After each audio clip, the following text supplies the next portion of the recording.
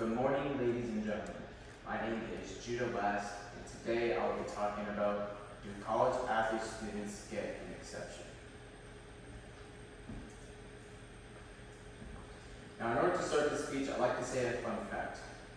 The National Collegiate Athletics Association, or the NCAA, has a recommended 2.3 GPA to an Ivy School league compared to an academic scholar, which is a recommended 4.0 GPA to a scholar or Ivy School league.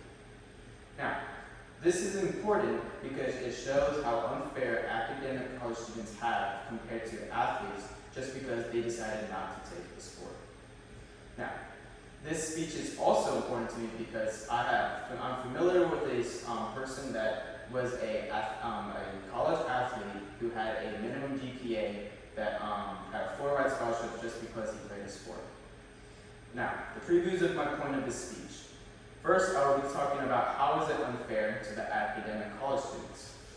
Next, I'll be talking about how is it unfair to college athletes. And finally, I will be talking about a solution to the problem. Now, probably the most obvious is how is it disadvantage for academic college students? Colleges and universities focuses more on athletes rather than academic scholars. According to a Harvard report, Harvard has a 1 through 6 point scale system, where 6 is the highest and 1 is the lowest. Now, there was a study shown that an athlete with a level 4 point has a 70% chance getting into Harvard, while an academic student with a level 4 point scale has a 0.06% chance of getting in while having the same GPA.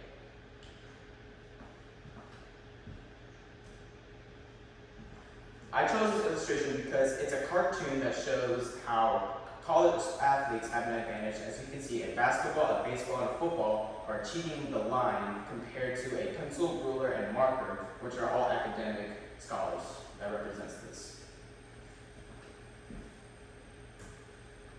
Now, you might be asking yourself, how is this disadvantages for the college athletes itself? Athletes face over 4,000 career-ending injuries. So, if the athletes can't play the sport, then what do? They either will drop out of college or have to choose a new major to focus on a new career.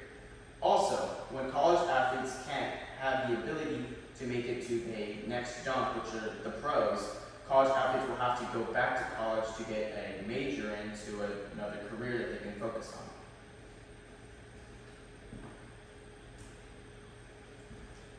This graph shows the disadvantages of athletes by their injury report. As you can see, multiple sports are provided through here, and while the number one is men's football, a lot of college athletes faces injuries.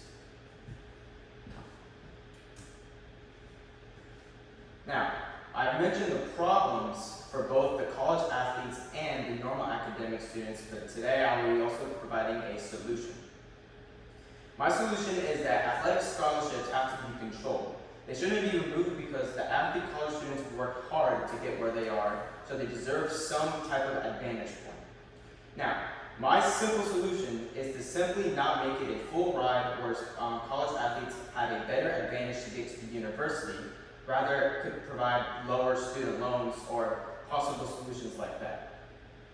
According to Y.org, the reason why college students should have good grades is because it can show in the future how they can handle sports and grades. And obviously, good grades can also correlate to good behavior on the field/court.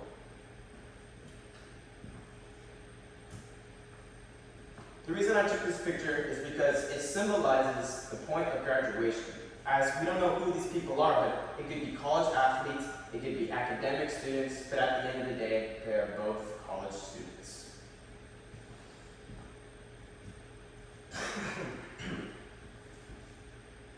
Finally, to conclude this speech, I have to say that college students should have the same requirements as athletes because, like I said before, at the end of the day, they are both college students. Now, a call of action that I can ask for y'all is to protest against colleges to help convince universities to lower the GPA differences between students.